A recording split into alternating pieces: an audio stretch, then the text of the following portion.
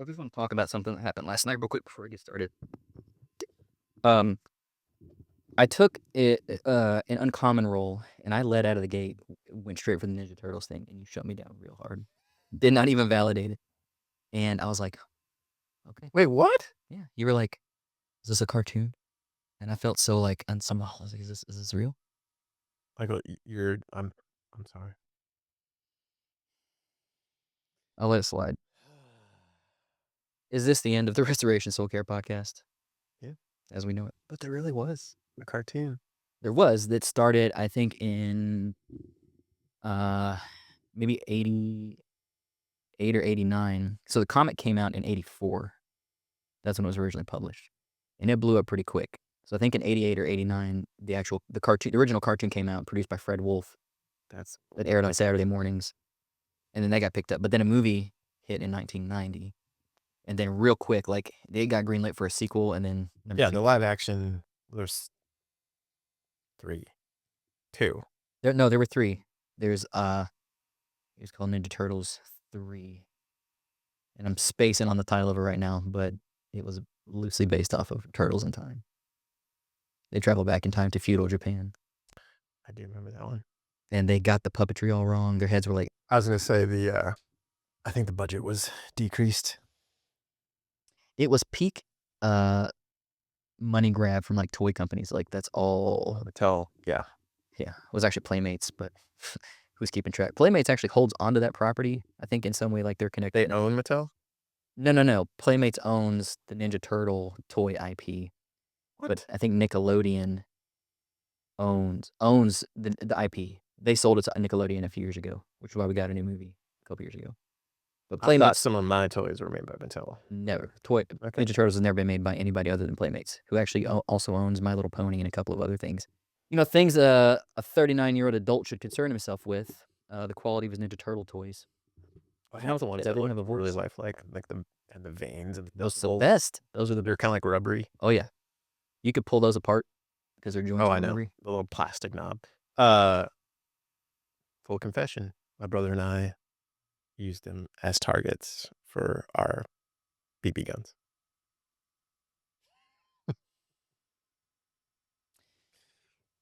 Okay. I know. I didn't know what I had in those years. None of us really did. But you know what? You can't heal what you don't feel. What are you feeling right now as we talk about Ninja Turtles?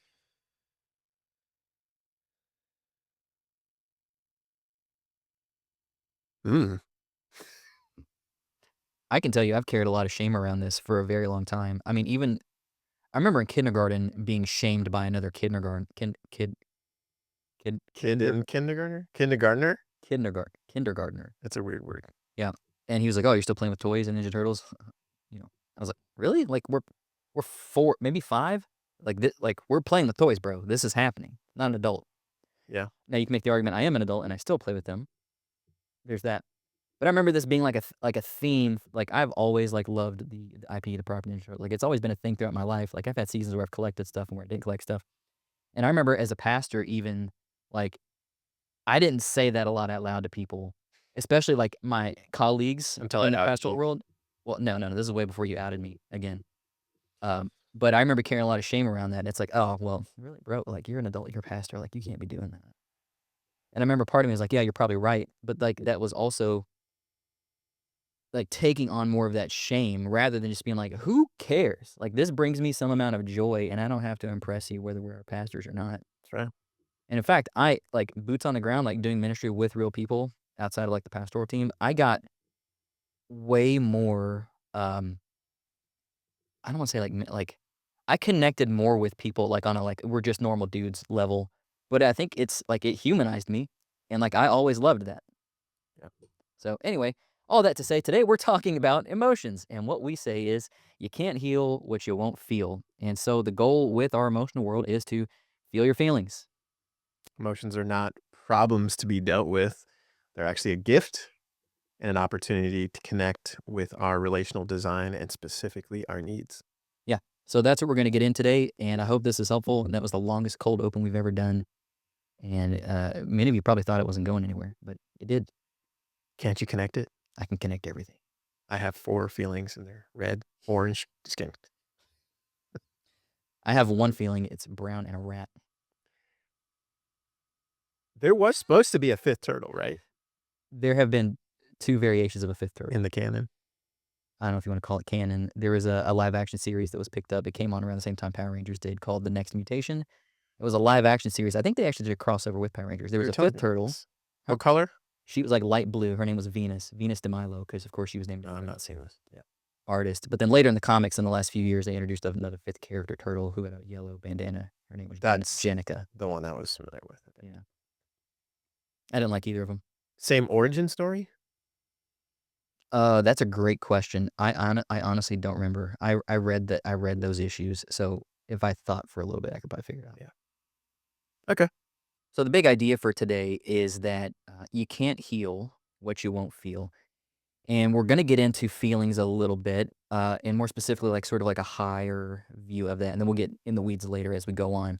But it's really important to introduce this idea based on especially what we talked about in the last few episodes, naming our relational reality, and we're trying to answer the question of how do we show up in relationship? And, well, part of that is addressing our feelings because of how those feelings either disrupt how we relate, how we show up in a relationship, or how they push us away in a relationship. Yeah. You gotta do something with them because they're there, Yeah. and we've learned if you've been at this recovery journey for any length of time and used pornography for any length of time, you know that you can't just numb feelings, and evidence of that, like we talked about in the addiction cycle a few episodes ago, was the role of shame and all that, and shame is a feeling. So, maybe to get before we get too in the weeds here, to define what feelings are, how would you define that? What I would absolutely start with is bare bones acknowledging that as creatures created in God's image, there is an aspect of myself and all human beings that reflect the image of God in this space called emotions. Yeah, Okay. So I know I'm not defining it yet, that's but okay. what I am putting my finger on first is saying emotions is part of being made in the image of God. Oh, absolutely. And uh, I'm not I'm not arguing against aspects of that. There are other creatures in the animal kingdom that may feel certain things, but the complexity and the depth and the design of emotions is uniquely human. Yeah, So before I would even define emotions for us as people, I would first say emotions were first something that God has, and is something that he is an integral part of his being. yeah, So God was feeling emotions from all eternity, and we are able to see some of how God feels throughout the arc of Scripture. Um, we won't go through all that right now, but most of anything that we could say that we feel as human beings, the core emotion behind it, it's like God now knows exactly what that feels like and has felt that way for righteous reasons. right. So, with that being a foundation, that emotions are uh, part of the image of God reflected in us. I would then zoom in on humans because I would say this uh, emotions are the voice of our heart. They're the core part of us speaking to how we are experiencing and relating in our world. Yeah, Um, so that I always found that phrase, the voice of our heart or our heart speaking. Maybe if you don't want to use heart, you could say soul, the yeah, core part of us. yeah, It's how that part of us speaks. yeah, And that's the same with true with the Lord. He has a core aspect to himself. He's a person, and that core part of him speaks through his emotion. yeah. So I'd start there. It's great. Um, I wanted to piggyback a little bit on what you said too. Part of my story is, especially as a young man, being really comfortable with the fact that I have a physical aspect of my being. I have a logical thinking aspect of my being. But what the heck is this emotional aspect of my being? It almost felt like um it almost felt like it was part of the fall. It was this messy thing that I lugged around with, had to put up with. You gotta tolerate it. Yes, Yeah. I manage it. Like, ugh. Um, do you resonate at all with that? Oh, for sure, Yeah, dude. Yeah. mainly because in my family of origin and also in my church culture I grew up in, people didn't really talk about emotions. Yeah. If we did talk about it, it was talked about very specifically in a negative light. And there Oh, were yeah. Bible verses that were used around it where it's like, Do not fear. yeah, yeah. Emotions are bad. If you feel them, you're going to be led astray into making unwise choices, or they're going to lead you away from God and into Yeah. doing all kinds of unrighteous, sinful things. Yeah, or another one I can't be angry and do not sin is another example of, just seems like anger is wrong, then that's the message I download. Yeah. I Um, love that verse, by the way. I'd love to talk yeah, about that. we need to. The voice of our heart, for us as humans, one thing that we can focus in on is the fact that our heart is if there's one underlying dynamic, our heart is speaking to its relational capacity. Yeah. And what we would say specifically in that is our emotions are speaking to our relational needs. Mm-hmm. What does that mean? Yeah. Well, we are created as needy creatures. We see that in the garden out of the gate when God first creates man. Like Adam needs something, right? He's needy. He's dependent upon Yeah. God, eventually dependent upon Eve. And we're dependent upon one another, right? We talked about relational communities, the church, like we're there to meet each other's needs. And a working definition that our mutual friend Cliff, I've heard him say 100 times, of what feelings are is this: they're physiological indicators of relational needs, and by that, they're sensations that we experience in our body that say we need something relationally, and our feelings are in service of getting our needs met. And now, we could do another 10 podcast episodes on needs.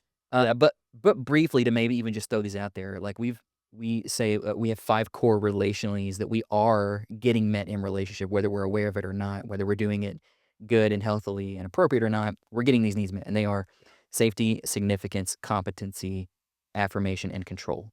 And we're after those. And so when we experience a feeling or a sensation in our body, it's our body's way of alerting us to we are missing something in relationship. Yeah. We need to pursue that.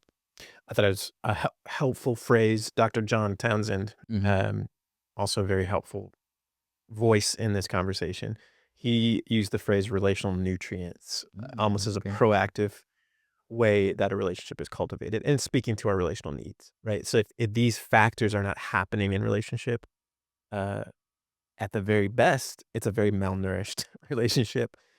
And maybe at the very worst, it's not a relationship at all. Yeah. So that's helpful to me. The five that you just mentioned are helpful. Those five almost seem like big categories where you could Yeah. fill in a bunch of different things that Yes. say contribute to my sense of significance. Um, and really cool, I guess, not to spend a lot of time there, but those five you can see very clearly in the first few pages of scripture. Adam's desire to be significant, to have an atmosphere of control like Eden. Yeah, I could go through all five, but they seem very, very clearly established Yeah. for all mankind Yeah. as this is a key relationally that you will need throughout your human existence, whether you battle with sin or not. This is part of your relational design. And really quick, for the sake of good theology, Do it.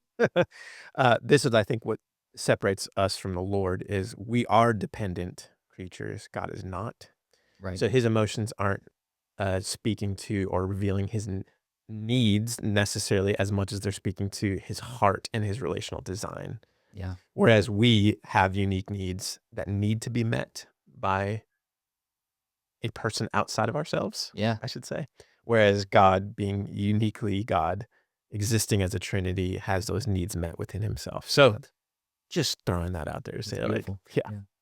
Yeah. So maybe the one slight nuance between our feelings and God's, besides ours, are affected by sin. Right. Right. Yeah. Ours are deeply affected by sin.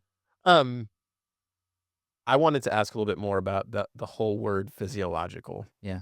So if I'm feeling a feeling, uh, it's gonna show up in my body, right? Yeah. Yeah. Tell me a little bit more about that. Yeah. So typically the way that we approach that, maybe and to give some categories, maybe as men in Western culture, maybe as men in Western Christian culture. Since the Funnel it Enlightenment down. since the Enlightenment, we have a way of addressing things, and it's mostly cognitive. If I can't think about it with logic and process it, then what the heck are we even doing? Yeah. And so there was a diminishment that took place on what we experience in our bodies and Yeah. in our feelings world and how we emote those feelings. So, By the way, I and totally lost my train of no, it's thought. okay because I was thinking, uh, if there's anything, a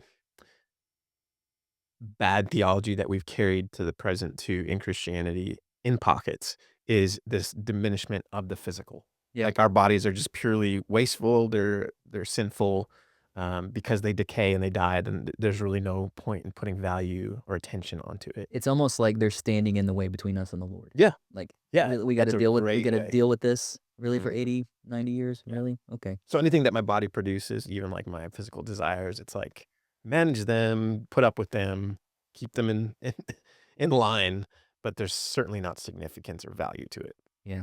which is sad. It is sad. And if that were true, I don't think God would have incarnated himself in a physical body. Why I would he don't think so bother? either. Yeah, there's a lot to that. And I've clung to the verse in 1 Corinthians chapter 6, uh, actually, which says a great deal about sexual integrity. But there's a phrase in there that says the Lord is for the body, Yeah, and the body is for the Lord. right. So, goodness, and I'm stuck with this idea that God cares about my body even more than I do. And so, um, that could almost be a whole episode of its own. I'm thinking through some of the implications. 4 emotions, they show up in my body, and you're right. We almost try to think through them cognitively first, Yeah, and we that's miss yeah, I got you, Michael. thank I you. got you. Appreciate you. Uh, maybe an example would be helpful. Yeah, give me one. Uh, let's go to one that maybe it seems many guys can relate with, anger. Mhm. How do I know I'm angry? Uh, usually when I ask a guy, how do you know that you were angry?" They'll tell me about the situation, which is out here, like, uh, the dog tore up the rug again, or the kids forgot to do this, and it's like, "Well, but how do you know you are experiencing anger?" Can I ask you a question about this Yeah. real quick? When you ask that question, I'm wondering if you get a similar response to when I ask the question. Similar question. They'll start the sentence. They will start their response with, "I think Oh, I am I never angry," thought about that. or "I think because X, Y, and Yeah, Z." There's still what I'm getting at is that yeah. it's more evidence that we're trying to process a physiological concept through a logical cognitive process. Like Yeah, out of the and gate. what they're putting words to when they're describing the situation is what they're thinking about. Right. Not what they're feeling. Exactly. So then I'll press them a little bit, and this could last for a good 5-minute exercise. Then usually what they'll describe is, "Well, actually, I knew I was angry right away because my face felt warm. Mhm. My hands started to tighten up. Maybe my chest started to bow up a little bit." And what they're describing is a physical response. Yeah. The thoughts came with them. It's not that they're not there, but Right. how we get attention to the fact that we're feeling an emotion is actually first a physical response. Yep. Yeah.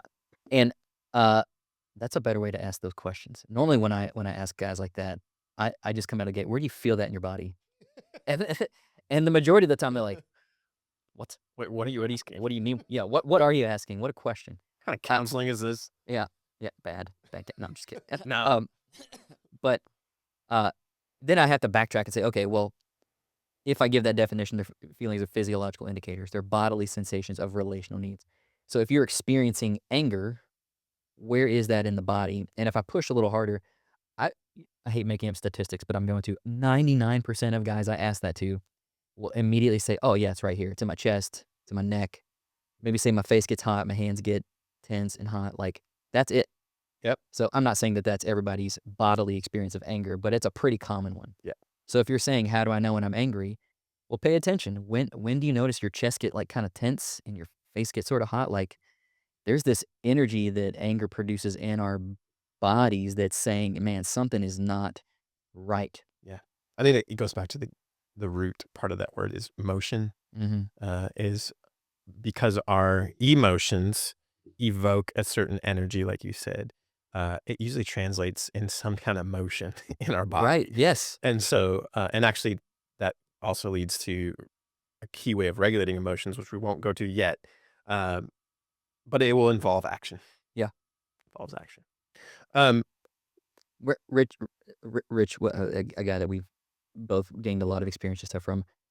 I heard him say this one time in a training I was doing. He said, um, anger, in more to just more clearly say what we've been saying, anger is not a cognitive process, it's a state of the body.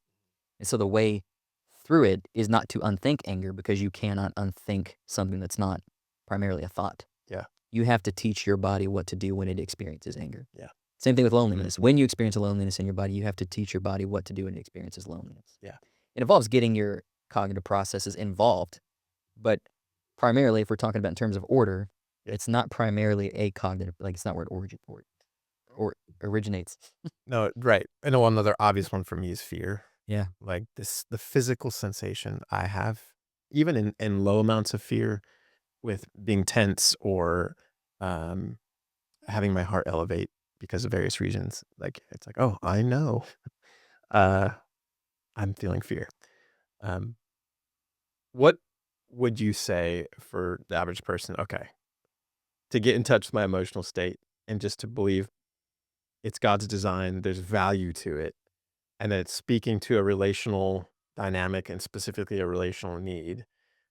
Uh, Step one, we would say, is feel it in your body, acknowledge it in your body. What would step two be? As far as How do I make the connection between acknowledging my emotion and actually what a lot of uh, clinical therapy is saying is emotional health? Like, what do I actually do with that emotion? yeah. Um, that okay, I hear you. That's a very important question. Thank you. Yes. Uh, the primary goal is to feel into it on purpose. Yeah. So let's say you are experiencing some loneliness or some anger or fear. Nothing that we would even say is particularly comfortable, Yeah. right? Yep. They're not always easy. They're not always, pleasant feelings. But the goal is to not rush past it or just to get through it. It's to feel into it on purpose because it's our body's way of saying, "Hey, pay attention." It's giving us information. It's data, and we don't learn from the data by ignoring it. It's sort of like if you can think of it like a computer. A computer in and of itself, the motherboard, the hard drive, the RAM, whatever's there, doesn't do anything without a peripheral being plugged into it. And that could be a keyboard, a mouse, some sort of other data device, a drawing tablet, a barometer. If you're thinking about any amount of instruments you could plug into a computer, it's gathering that data, but the computer itself doesn't do anything other than sort of interpret that and then take action. Mm. So our goal when we feel a feeling is to go, okay, I'm receiving some information. There's some input here. What do I want to do with that? And to figure that out, you have to stay with that feeling. You can't rush past it. You can't numb it, which is typically what we can do if we don't like feeling lonely, if we think anger is terrible, if we think fear is not something that should define us as men. Well, we're probably going to distract ourselves from it. I don't want to feel this. This isn't particularly pleasant. Well, and again, not to, I mean, this is why we're here, right? Like an easy off ramp out of our feelings is pornography Yeah. because it numbs it. I'm feeling angry or afraid. I don't have to attend to that. Let me go distract myself and not feel those specific feelings for a few minutes, Yeah. even though you are feeling something else when you go to porn, especially after talking back about the shame cycle. But even then, when you land back in shame after that, like the goal is still to feel into your shame. Yeah. And you brought up Chip Dodd earlier that the book Voice of the Heart is so great because of how Chip outlines. Um, he's got this feelings chart called the 8 feelings, and there's 8 core feelings that he hones in on. But with each of those feelings, he talks about an impairment and a gift. The impairment is what we end up in when we ignore, numb, downplay, pretend they don't exist, hide our feelings from ourselves and other people that we trust. Yeah. The gift is what we get when we lean into those feelings. Yeah. And a way that I kind of help people think through this is what would fulfill that feeling instead of trying to get rid of it, right? And I know we talked about Adam and loneliness in the last times we talked. But keep in mind, like, God acknowledged that it wasn't good that man was alone, but it wasn't to eradicate Adam's loneliness or to get rid of it. It was to fulfill this longing that he had, that his loneliness said that he had. Yeah. So when Eve shows up, he doesn't go, okay, I'll never be lonely again. He goes, ah, my loneliness has a home now that she meets this need and this desire for longing for relational intimacy. Yeah. It's fulfilled. Yeah. I like the word longing, that our emotions are speaking to longings that they have, that our Yeah. heart has, Yeah. our soul has. Like, obviously influenced by Chip Dodd's work. A really simple way of looking at anger is a longing for justice or a longing for a preservation of something that we care about. Um, and then same with like anger. No, I'm sorry, same with fear is a longing for, uh, yes, you could use the word safety, but I think there's a deeper sense of um, security and support. Um, and I remember Chip Dodd actually on a specific podcast talked about um, one of the needs that anger often points to is good, healthy control. Like when I feel like an environment is out of control, or when I feel like it has no point, it's just going crazy. I'm gonna feel fear because that Yeah. feels disorienting to me. Yeah. But that's speaking to my longing for right stability, control. Um, Interesting thing that you said earlier, and I'm trying to regain my thoughts. I wanted to backtrack a little bit. Um, you talked about how there's an impairment, if you use Chip's language, to emotions. One thing that I've kind of started to use based on some things that we've done together and some of the influences in our journey is talk about processing our emotion and acknowledging our emotion as a road, as a pathway. Yeah. And actually, the impairment could be one of two things: is exaggerating our emotions, where they take the steering wheel and they kind of define our reality. Yeah. I see this happening a lot with any emotion, really, but I just as an example, like sadness, when it becomes exaggerated and it becomes my full reality and how I color everything through it, man, that leads to forms of depression, symptoms, self pity, things like that. But there's also, like you said, a diminishment too. Yeah. To Yeah. say I'm shoving that aside, it could be a complete dismissal of it, and that's where we come in and say, really a common factor where pornography is really ingrained into a person's life is it's the way they can find an escape from or diminish uncomfortable emotions. Yeah. Because I guess if I put them all on a list, most of them don't feel good. Right. Like sign me up to be sad. Like, no, that's not necessarily how we work. But if we didn't have sadness, aka the one of the major arcs of the movie Inside Out, uh, man, that's an integral part of our function and to express, uh, a sense of loss, Yeah. has a very important role. Yeah.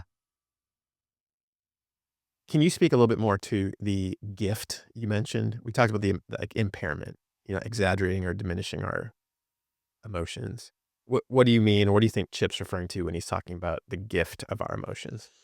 Yeah. Well, if we go back and look at Genesis, because we have a pretty clear example of how Adam stayed with his loneliness, Yeah. right? He didn't quit naming the animals after like 10. He got through the whole list. Like that's presence in the pain of loneliness. Stayed with it. And the gift that he received after that was intimacy. And Chip would say the gift of loneliness is intimacy, not sexual intimacy primarily, but relational intimacy, a Yeah. depth of knowing. You see me and I see you, or what's the breakdown of the word intimacy into me, you see. Yes. Um, and the impairment of loneliness is apathy, which is nobody's ever going to know me or see me. Who cares? It's not worth it. Why bother? I'll just quit, Yeah. which he could have done at animal number 350, but he didn't. So he's acting on his longing, his understanding for his need of Yeah. closeness, of intimacy, and the gift in that action. Because again, too, not just that's a relatively quick turnaround that God supernaturally met that need. Yeah. I think about guys that we work with, and man, they've been dealing with loneliness for years. And there's a lot of factors for their loneliness that uh, are things they cannot control. Um, and so I feel for guys that when we say uh, to get in tune with your emotion is to get in tune with your longing for a relational need. Sometimes striving to have that need met is really, really hard. It is hard. Um, and at the same time, I think we would say God knows it. He knows the needs that He's created us for. And He, just like He signed up in the process for our journey of recovery, He promises His own presence and His help as we strive to get our needs met. Yeah. And the evidence of that is that if you are in Christ, the Holy Spirit takes up residence Mm, in your physical body. yeah. He is present with you in your feelings. He knows what you're feeling. He's not oblivious to it, and he's certainly not off put by it. He's present with you in that. Yeah. He knows what you need. He's present in that, and he's present with you when you take action to get those needs met. Like he's a part of that entire process, um, and that's by God's design. Like there is a way, and I kept referring to this last time as our relational reality, but it's like our created reality. Yeah. Like that's how God made us to operate in relationship with ourselves, right? Because you talk to yourself more than anybody else does. You have an internal dialogue going. Relationship with other people, and ultimately a relationship with God Himself. And our feelings are in service of figuring out what we need, and our needs are in service of keeping us in relationship. Yeah. I think one of the uh, we haven't talked about necessarily unique wiring or personality types or anything like that yet in this podcast. Um, but I do believe that each of us have unique wirings of emotions that we tend to feel more often or tend to feel more strongly than other emotions. Yeah. One of those for me is fear, and it's come across. I've wrestled with generalized anxiety, probably ever since upper elementary school, middle Mm. school. Um, but again, learning that actually my fear most of the time is a longing for uh, something outside of me to secure me, to anchor me. And so the gift that, again, Chip Dodd language here, that it invites me into is humility. Yeah. Because so often in my fear, I try to take control and it does not end up well. It just makes me more anxious, more panicky, more depleted. And what I'm trying to say in all this is uh, I love this beautiful design because the sweetness of the gift is in relationship to the depth to which we feel. Yeah. So the greater my fear, the greater will be the sweetness of humility Yeah. and living in that state. Connect that to trust. Whew. Well, I would say there cannot be humility, relational humility, unless there's trust. Um, for me, and here's where I want to differentiate it. Fear, to use your computer analogy, is that data processing. And I would even say, you tell me if you disagree here. All of our emotions, we're just talking about fear, are neutral. Yeah. They're not necessarily good or bad. They are processing of information, right? So, but what we do with the emotion can be good or bad. Yeah. Uh, so for fear, uh, the bad part about fear is it can lead to this self-preservation mindset. We call it anxiety, and there is it is marked by absolute loss of trust. And I think the greatest thing I've learned in my journey too is before I can even trust others with my fear, I need to trust the Lord with it Yeah. because He's the only one that is sovereign above the things that I can often be intimidated by. Um, that's a good word. Yeah. So the invitation to have humility is really first an invitation to trust. Yeah. That's it. Okay. Oh, we solved it. That's good, man. And that's so important because like when I hear people talk about how they're relating in some capacity, like I always hear that in terms of trust. I felt this and then did this because I mistrusted, Yeah. because I didn't trust somebody else that they were a safe place for me to be afraid. I know some of your personality type. And Okay. because I've had the gift of walking with you in relationship for some years now. Have you had an impairment of walking with me in relation? I'm just kidding. Just when Ninja Turtles are brought up to say. I'm kidding. Ah, guilt. Okay. Yeah. Uh, Guilty. is that a fair one that seems to play in the background a lot for you? And what does that look like for you? Yeah, man. It sort of is like this constant undercurrent Okay. uh playing in the background of How do you know you're feeling it, Michael? how do I know I'm feeling it? Because my back gets tight and Okay. my breathing gets shallow, and it's almost like I sort of hold my breath at certain times because I'm like expectantly waiting for some like condemnation Okay. from somebody. And I noticed this Ooh. uh we get real in the weeds here about how this affects me in my own story. Uh, and I'll say a bunch of things that we'll have to unpack at some point. So if you're familiar with attachments, attachment styles, like my primary attachment style is enmeshment, which means if I'm answering the questions, are you worthy of being loved?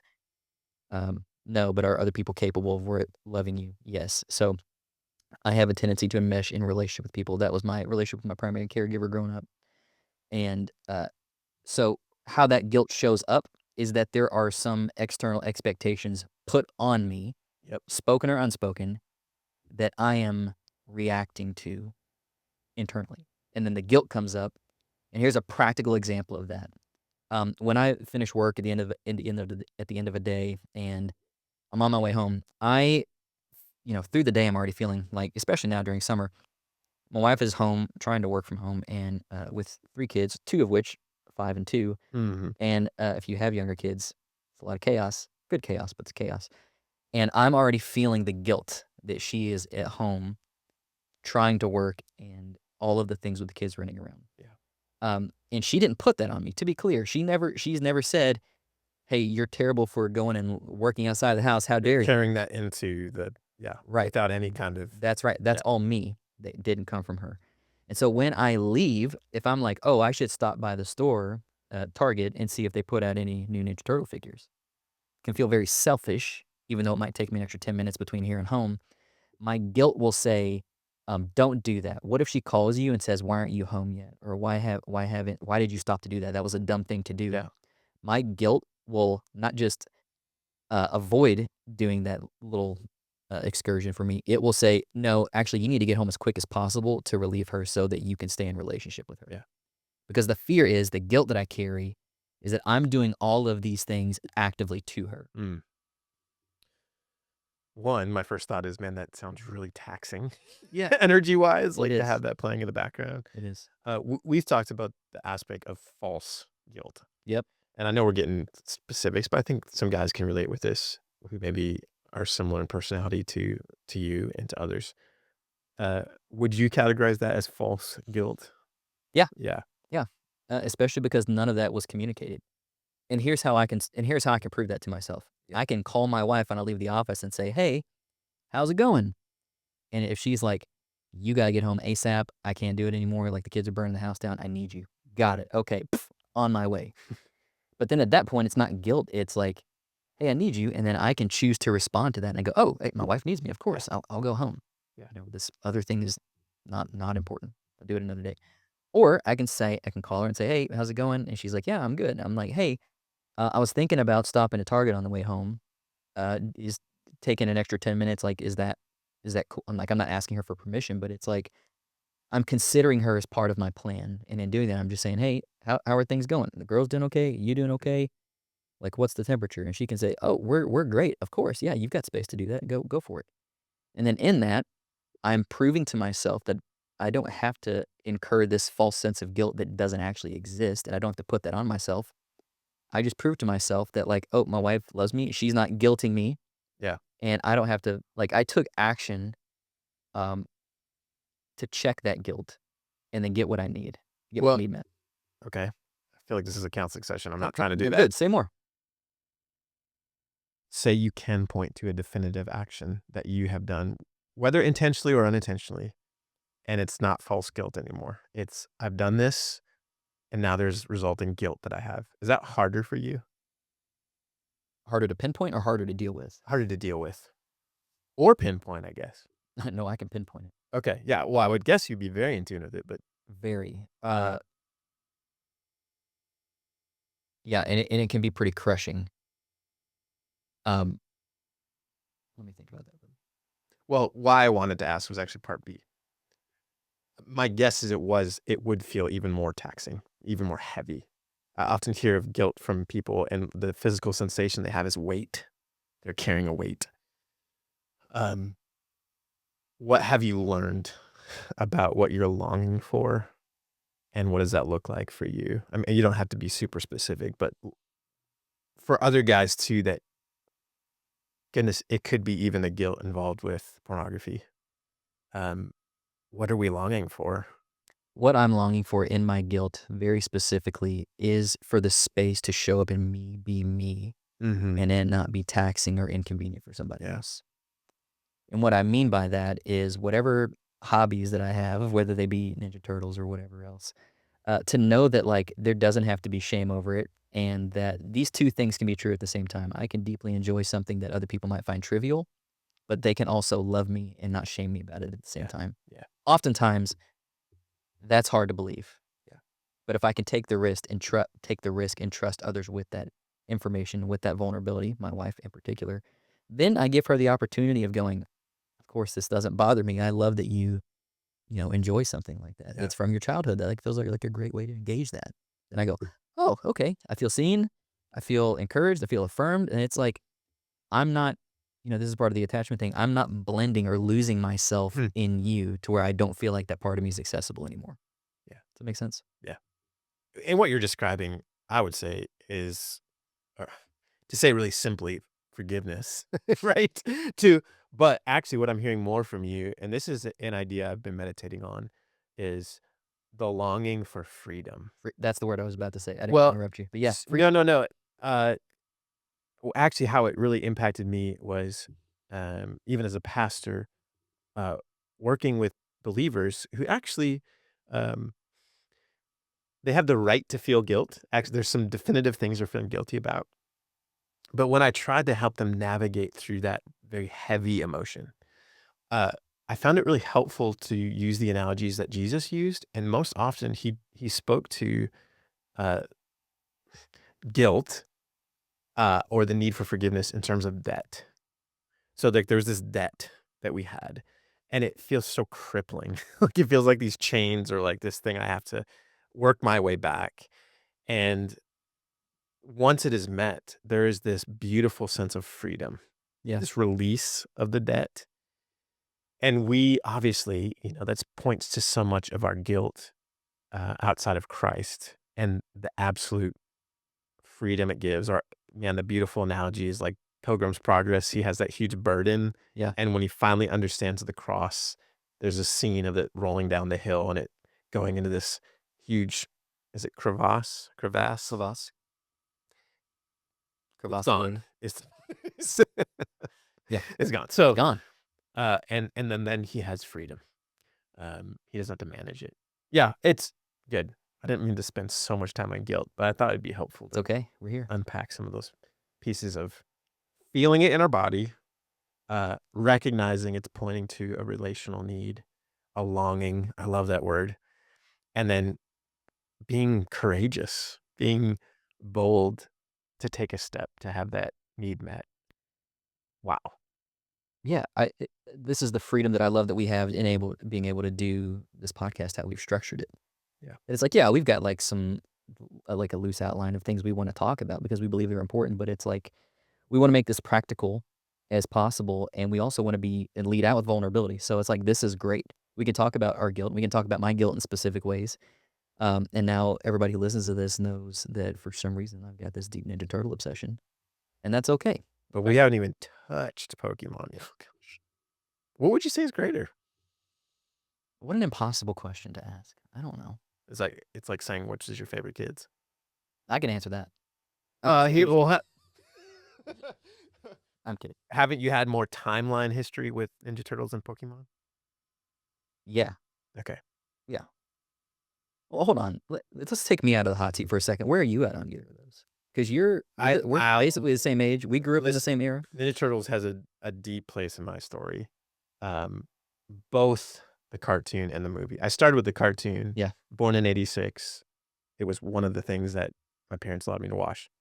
Uh, but man, when the live action movies came out, A whole nother level. yeah, Like, this is real? yeah, it was mind blowing.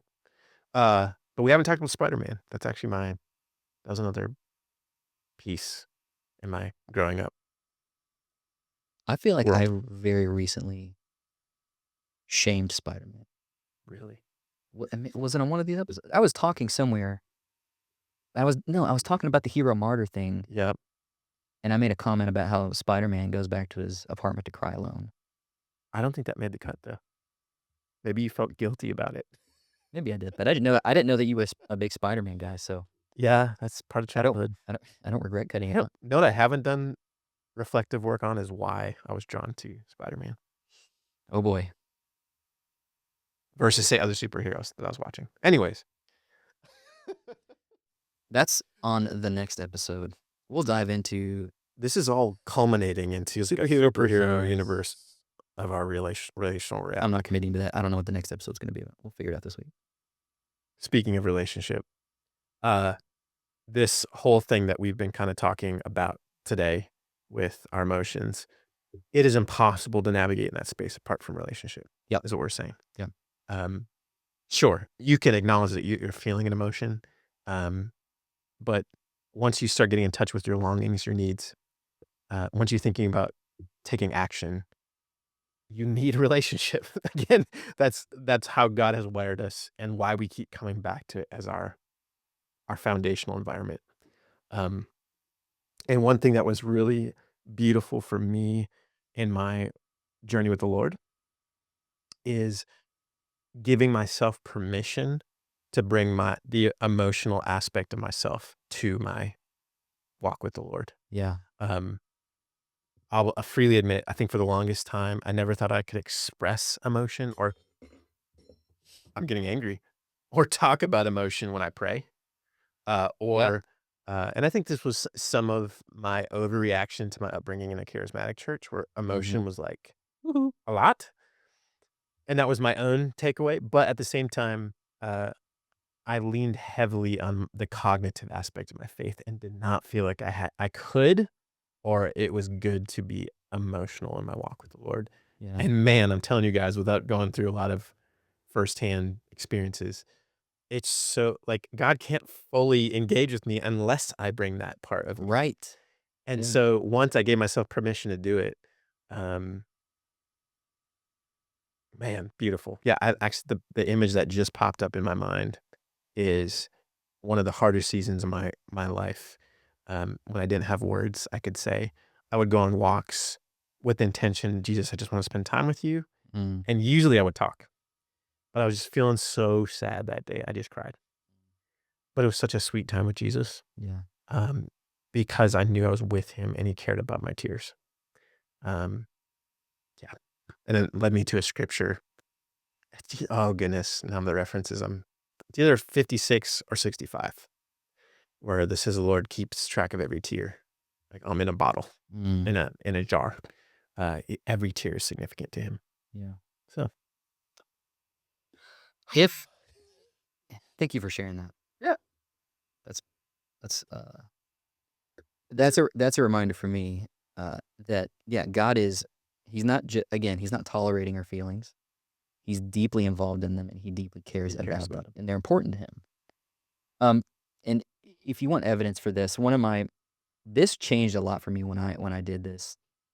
I, uh, I think you can probably pick any of the Gospels. I specifically read the book of Mark, and I read it with sort of, like, paying attention to, like, what is Jesus feeling at any given moment? Mm, And I promise you, if you've never done that and you read through the book of Mark and you're sort of paying attention to what is Jesus feeling in a given, you'll meet a different guy that'll feel like it's not a different Jesus, but like you'll be like, oh, whoa, I didn't know this. I missed all this. I did for all of my life because I was reading the Bible without this part of me. yeah. Right? It was Me too. just all cognitive. Like if I can't parse it out and look at the verb and the tense and whatnot, then what the heck are we doing, right? Yeah. And that's not wrong, but You it's ever like notice too in like Christian films, Jesus is pretty robotic prior to maybe some recent things. It's like I never knew what to make. It's almost like people were afraid to portray an emotion-filled Jesus. yeah, well, yeah, Besides maybe just well, like if emotions are bad and wrong, why would yeah, you yeah, do right. that? Jesus is without sin. So, Yeah. um, yeah, dude, and this is what again, taking it back to Hebrews 11, like we have a great high priest who is able to sympathize with us in every single way. Like Jesus was stricken with grief. Even thinking about the night before he went to the cross, like was so stressed out, so anxiety ridden that he was sweating drops of blood. I don't know about you. I've never been that stressed out before. Yeah. Jesus has been more stressed out than I ever have been. Yeah. And he couldn't have had that physical experience apart from emotion. Correct. Yeah. uh And what did he do with it? He trusted that to the Father. mm, He trusted that to his friends, like his buddies were there with him. They saw that. I think they fell asleep, but Yeah. they woke up. Maybe they're like, "You got blood all over your face, Jesus." Yeah. Splag nose. No, interesting. Here's what I was just thinking about. That word that we referenced in an earlier episode. That I made fun of you. Oh, Yeah, that's right. I didn't take it that way. I, I wasn't. I was just Well, it's the word that we translate. Jesus had compassion. yeah, So we translate it with an emotion word, and yet the word itself means guts, yeah, our body. yeah, But again, illustrating that Jesus felt something deeply in his body, but it translated to a longing for others. And man, that's the Jesus that we want to encourage you to walk with.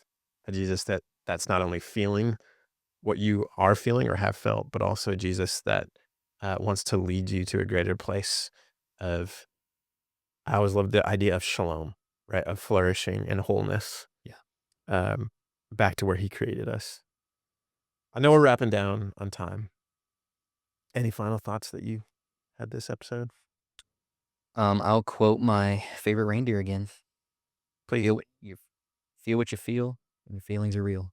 I'm waiting for you to do it in Sven's voice. Heck a bit. Oh, here he comes. You feel what you feel, and your feelings are real. Come on, Christoph. Let down your guard. And it goes only here in the woods. Really great. For subscribers, we're gonna unlock. I'm just kidding. Yeah, yeah. What are we on? Michael's song reels. On a serious note, we do love hearing from you all.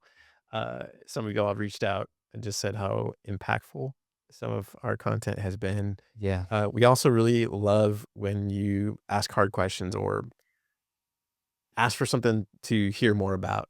It'd be awesome to do an episode sometime of just Q&A, but yeah. previously submitted questions would be awesome. I'm gonna spring them to you on the fly, That's fine.